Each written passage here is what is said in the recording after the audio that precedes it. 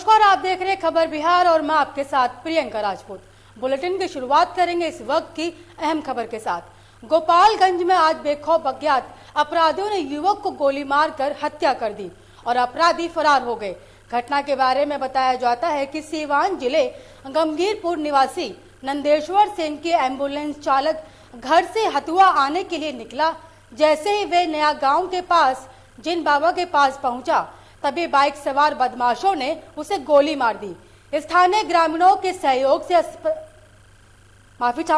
अस्पताल भर्ती करवाया, जहां डॉक्टरों ने उसे मृत घोषित कर दिया गया।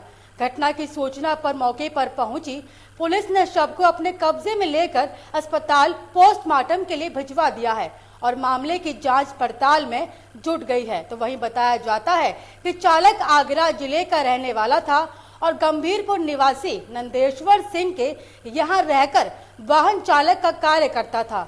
वहीं अभी हत्या के कारणों का पता नहीं चल सका है।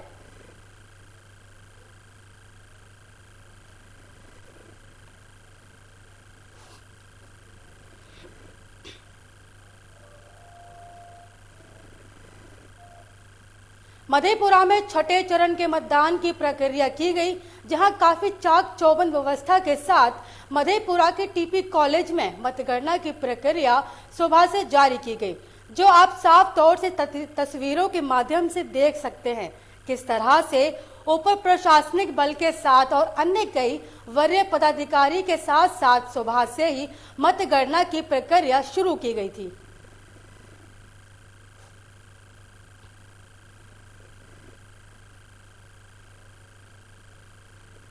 आपको बता दें कि मधेपुरा में छठे चरण के मतगणना की प्रक्रिया शुरू की गई थी, जहां काफी चाक चौबंद व्यवस्था के इंतजाम किए गए। और आपको बता दें कि टीपी कॉलेज में मतगणना की प्रक्रिया सुबह से ही जारी हो गई थी, जो आप साफ तौर से तस्वीरों में देख सकते हैं कि किस तरह से प्रशासनिक बल के साथ और अन्य कई वरीय पदाधिकारियों के साथ साथ सुबह से ही मतगणना शुरू हो गई थी।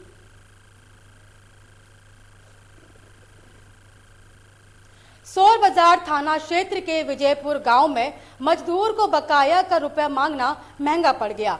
विजयपुर वार्ड नंबर 2 के फर्नीचर दुकान के मालिक श्री चरण शर्मा और विनोद शर्मा की यहां मजदूरी का बकाया राशि मांगने पर दुकान मालिक श्री चरण शर्मा भड़क गए, जिसके बाद लाठी डंडे से मजदूर टुनटुन शर्मा की पिटाई कर घायल कर दिया।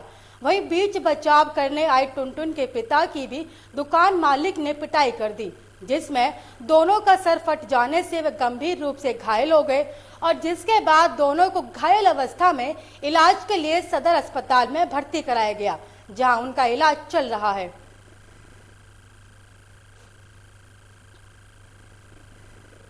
जिले के स्थानीय धर्मशाला रोड के धर्मशाला परिसर में दादी सेवा समिति के जरिए तृतीय भव्य मंगल पाठ कराया गया।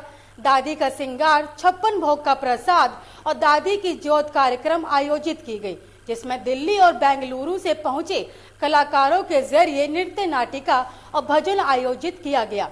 दादी सेवा समिति के जरिए आयोजित कार्यक्रम में दिल्ली से पहुंचे अजय तुलसियान एंड कंपनी के कलाकारों ने रानी सती दादी के जन्म से लेकर उनके सतीत्व तक पूरी जीवनी नृत्य नाटिका के द्वारा प्रस्तुत की, जिसे सुनकर श्रद्धालु सहित आसपास का वातावरण भक्तिमय हो गया। कार्यक्रम में जहां मारवाड़ी समाज की 200 महिलाएं पाठ करने के लिए एक समान रंगीन वेशभूषा में पहुंची थी, वहीं सैकड़ों अग्रवाल समाज की भी महिलाएं दादी के नृत्य नाटिका के माध्यम से हो रही प्रस्तुति को श्रवण और मनन करने पहुंची थी।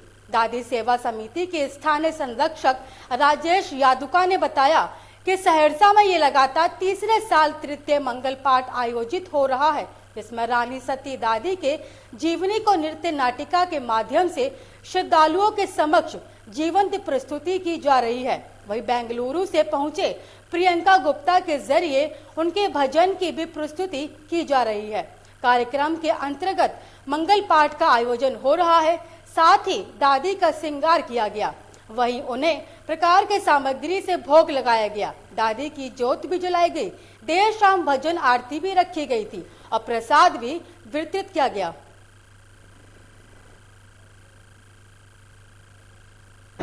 तृतीय उत्सव है सहरसा में, भव्य उत्सव, जिसमें लगभग 200 महिलाएं पाठ में बैठी हुई हैं। इसके अलावा अग्रवाल समाज की सैकड़ों महिलाएं इसमें भाग ले रही हैं। ज्योत जलेगी, इसमें मंगल पाठ होगा, मैया का श्रृंगार हुआ है। इसके अलावा इसके बाद प्रोग्राम जो है नृत्य नाटिका के माध्यम से रानी सती दादी का जन्म से लेके सती होने तक का कंप्लीट। इस बुलेटिन में मुझे दीजिए इजाजत और देश की तमाम खबरों को देखने के लिए देखते रहिए लोकमंच न्यूज।